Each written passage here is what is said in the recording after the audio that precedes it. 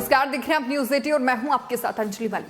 दोस्तों, खबर में आगे बढ़ने से पहले आपसे एक छोटी सी अपील है। न्यूज 18 पर सच्ची पत्रकारिता को बनाए रखने के लिए आप हमारे यूट्यूब चैनल को ज्वाइन कर आर्थिक तौर पर सहयोग कर सकते हैं।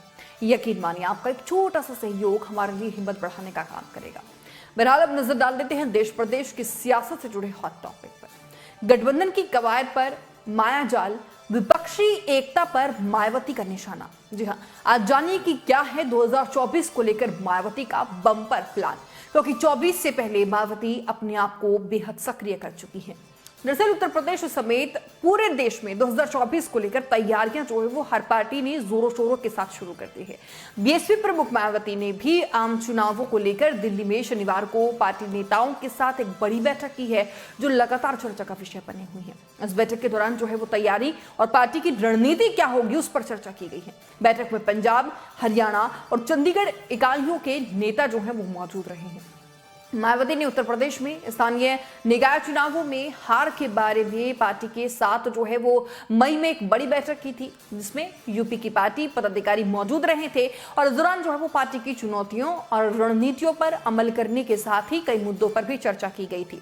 लेकिन एक बार फिर से शनिवार को दिल्ली में पार्टी की एक बड़ी बैठक हुई है। मई में हुई बैठक में यूपी प्रदेश के सभी छोटे बड़े पदाधिकारी, मंडल और जिला अध्यक्ष आदि को लखनऊ में आमंत्रित किया गया था। अब फिर से मायावती ने इस बैठक में तीनों राज्यों के पदाधिकारियों के साथ जो है वो चर्चा की है। अब यूपी में मायावती के सक्रिय होने पर लोग काफी इसकी चर्चा कर रहे हैं कि आखिरकार बहन जी यानी कि मायावती जो है वो जाग चुकी है और एक बार फिर से वो अपनी पार्टी के जिंदा होने के सबूत दे रही है। गौरतलब है कि मायावती की बसपा पिछले कई महीनों से सालों से अगर हम बात करें तो हाशिए पर जा चुकी है। जो एक जनाधार मायावती का उत्तर प्रदेश में हुआ करता था वो अब नहीं है। वो वोटर उनसे छिटक कर देखिए या तो भाजपा में चले गए या फिर वो समाजवादी पार्टी के साथ चले गए। बात साफ है कि मायावती को दोबारा से वो रुतबा हासिल करने के लिए एड़ी चोटी का जोर लगाना होगा, क्योंकि अगर गौर किया जाए तो इन सब के बीच बसपा को दो बड़े नुकसान हुए हैं। एक तो पार्टी का वोट बैंक जो है वो चला गया, दूसरा बीजेपी की बी टीम होने का टैग जो है वो बसपा पर लग गया।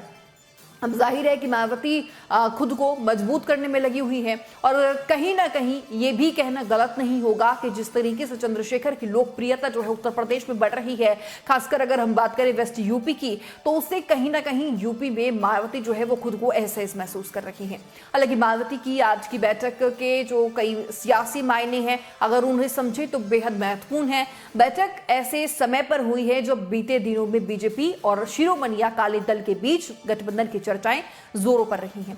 लेकिन शियत की ओर से इस गठबंधन की अटकलों को खारिज कर दिया गया है। तब पार्टी अध्यक्ष सुखबीर सिंह बादल ने बीजेपी के साथ जो है वो फिर से जुड़ने की अटकलों को खारिज करते हुए कहा था कि बीजेपी के साथ पुनर्मिलन का कोई सवाल नहीं है। गौरतलब है कि शिरोमणि अकाली दल पंजाब में बीजेपी को अगर हम बात करें तो पुरानी सहयोगी रही है। उसने बीजेपी के साथ जो है वो मिलकर कई राज्यों में चुनाव भी लड़ा था, लेकिन शियत ने 3 कृषि कानूनों को लेकर बीजेपी के साथ अपना गठबंधन तोड़ दिया था।